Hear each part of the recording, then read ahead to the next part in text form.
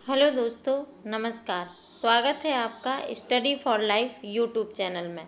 आशा है आप लोग की तैयारी अब लगभग लास्ट टच में पहुंच गई होगी। 66वीं बीपीएससी के एग्ज़ाम के मात्र 19 दिन बचे हैं। अब आपकी तैयारी प्रॉपर तरीके से हो जानी चाहिए और जो थोड़ी बहुत रह गई है उसमें अपनी राइटिंग प्रैक्टिस को अधिक से अधिक महत्व दें। कोशिश करें समयबद्ध तरीके से लिखने की, क्योंकि लिखना ही इम्पॉर्टेंट है। याद तो जितना है उतना है, लिखना बहुत ज़रूरी है। तो रिवीजन के साथ साथ लिखने की प्रैक्टिस अभी भी जारी रखें। और मॉडल आंसर में आज हम बात करेंगे बिहार की कृषि पर। उससे पहले अगर आपने हमारा चैनल सब्सक्राइब नहीं किया है तो प्लीज़ इसे सब्सक्राइब कर लीजिएगा, बेल आइकन दबा दीजिएगा और आपको वीडियो पसंद आए तो इसे लाइक और शेयर भी करिएगा। बिहार कृषि और कृषि रोड मैप दोनों पर हम इस वीडियो में बात करेंगे, तो आप इस वीडियो को पूरा देखिएगा। कृषि पर बिहार में हर बार प्रश्न आता है। कृषि जलवायु प्रदेश बिहार को 3 जोन में बांटा गया है। फर्स्ट जोन जिसमें 13 ज़िले हैं, उत्तर पश्चिमी ज़िले। सेकेंड जोन जिसमें उत्तर पूर्वी ज़िले हैं और 8 ज़िले हैं।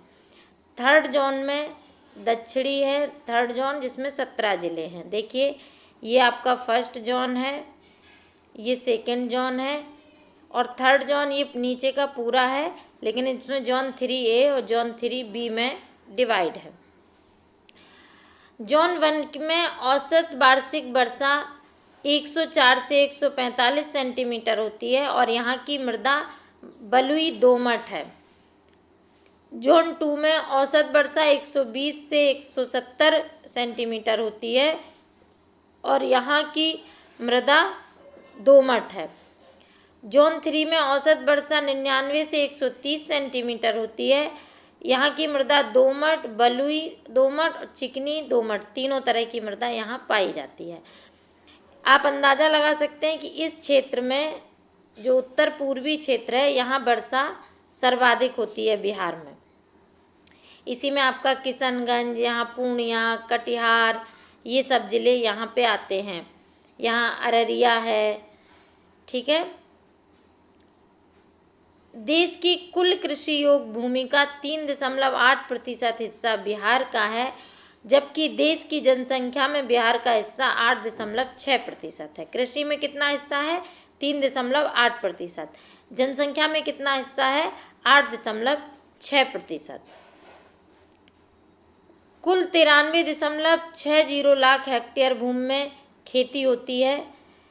69.46 लाख हेक्टेयर कुल भूमि, 93.60 लाख हेक्टेयर भूमि जो भी है उसमें 69.46 लाख हेक्टेयर भूमि पर कृषि होती है। उर्वर है, गंगा यमुना का दोआब है, उर्वर भूमि है। 76% लोग कृषि करते हैं और स्टेट जीडीपी यानी कि बिहार की जो जीडीपी है उसमें 18% हिस्सा किसका है? कृषि का है। कितने लोग कृषि करते हैं? 76% लोग लगभग कृषि क्षेत्र में संलग्न है। स्टेट जीडीपी में, बिहार की जीडीपी में कृषि का हिस्सा 18% है। समावेशी व संतुलित विकास में कृषि की भूमिका, ये रोजगार में सहायक है। आप इनको पॉइंट को सेंटेंस में लिख लीजिएगा, हमने पॉइंट में लिखे हैं। रोजगार में सहायक है, जीडीपी में हिस्सेदारी है, गरीबी उन्मूलन में सहायक है। वर्ल्ड बैंक ने 2008 में बिहार की सफलता की बात कही थी। बिहार का औद्योगिकीकरण कृषि पर भी निर्भर है, क्योंकि खनिज का जो भी क्षेत्र है वो ज़्यादातर क्षेत्र झारखंड में चला गया है। तो बिहार का अभी का जो औद्योगिकीकरण है वो किस पर निर्भर है? कृषि पर। कृषि करने में समस्याएं क्या क्या आती हैं? तो 4 तरह से समस्याएं दिखती हैं: प्राकृतिक समस्याएं, आर्थिक समस्याएं, सामाजिक समस्याएं और संरचनात्मक समस्याएं। प्राकृतिक में क्या है? मृदा अपरदन है, प्राकृतिक आपदा है, जल जमाव है, मिट्टी का अधिक प्रयोग है। आर्थिक में गरीबी है, भूमि स्वामित्व में असमानता है, अधिक उत्पादन लागत है, उत्पादन का मूल्य कम मिलता है।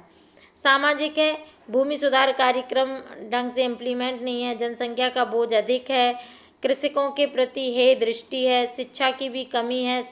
जो शिक्षित लोग हैं वो कृषि में आना ही नहीं चाहते। 80% ही सिंचित भूमि है, 20% वर्षा पर निर्भर है, अन्य सुविधाओं का भी अभाव है। अंत में जब आप कंक्लूजन लिखिएगा तो इन्हीं समस्याओं का समाधान देते हुए आप कंक्लूजन लिख दीजिएगा, आपका क्वेश्चन पूरा हो जाएगा। कृषि रोड मैप भी जान लीजिए, डायरेक्ट प्रश्न ना भी आए तो भी ये पॉइंट आपको पता होते हैं तो आपके क्वेश्चन प्रभावी होते हैं। पहला कृषि रोड मैप 2008 में आया, जो किसान पंचायत का आयोजन किया गया। किसानों की आय बढ़ाना इसका जो उद्देश्य था, फसलों का उत्पादन बढ़ाना तथा उत्पादकता में भी वृद्धि करना। इससे बिहार कृषि को एक पहचान मिली। नालंदा के एक किसान ने चावल उत्पादकता में चीन का रिकॉर्ड तोड़ा।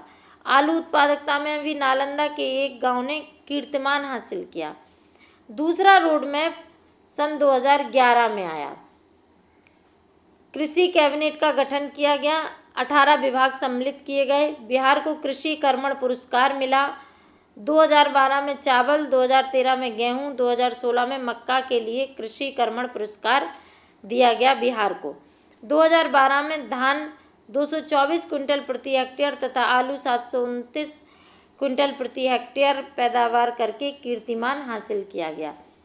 तीसरा रोड मैप 2017 से 22 तक का था। ये इम्पोर्टेंट है चूँकि अभी भी चल रहा है। हर भारतीय की थाली में एक बिहारी व्यंजन हो, जैविक खेती को बढ़ावा मिले, सब्जी व फल उत्पादन में नंबर 1 बनाने का प्रयास, गंगा किनारे जैविक कॉरिडोर, जैविक खेती को बढ़ावा, ये 2 बार लिख गया है, अनुदान की व्यवस्था, हरियाली मिशन, हरित क्षेत्र 15% से 17% करना। ये हमने पॉइंट में लिखे हैं, आप इन्हें विस्तार में लिख सकते हैं सेंटेंस बना के। वर्तमान में क्या स्थिति है खाद्यान्न में? लीची में पहला स्थान है बिहार का, मखाना का 50% उत्पादन बिहार में होता है, शहद में दूसरा स्थान है, सब्जी में तीसरा, आम में चौथा, अमरूद में 5वां, केला में 6वां, गेहूं में 6वां। अन्य उपाय क्या क्या किए जा सकते हैं कृषि के लिए, इन्हें भी आप दे सकते हैं। जो आप पहले मैंने कृषि जलवायु पर और कृषि पर बात की, उसके भी आंसर में आप इनका जो कंक्लूजन जब देंगे तो इन बातों को लिख सकते हैं। चकबंदी करवाना, लघु व सीमांत जो 95% तक हैं इनको कम करना, उत्पादन भंडार वितरण की व्यवस्था करना, कृषि को यांत्रिकीकरण बढ़ाना, स्थानीय कृषि यंत्र निर्माताओं को प्रोत्साहन देना, सिंचाई सुविधाओं में वृद्धि करना, सीवरेज ट्रीटमेंट प्लांट का पानी सिंचाई के लिए उपयोग में लाना, पंप बिजली चालित करना, कृषि फीडर लगाना, जैसे शुरुआत नौबतपुर में कृषि फीडर लगाए गए हैं, फेडरेशन, यूनियन, सहकारी समितियां आदि बनाना। ये सब उपाय हैं जो किए जा सकते हैं। ये आपका कृषि रोड मैप था और बिहार का कृषि जलवायु प्रदेश पर हमने बात की। आशा है ये दोनों आपके अभी 66वीं के लिए और बाद में प्री के लिए भी ये बहुत इम्पोर्टेंट साबित होगा, तो आप इसे देख लीजिएगा। धन्यवाद।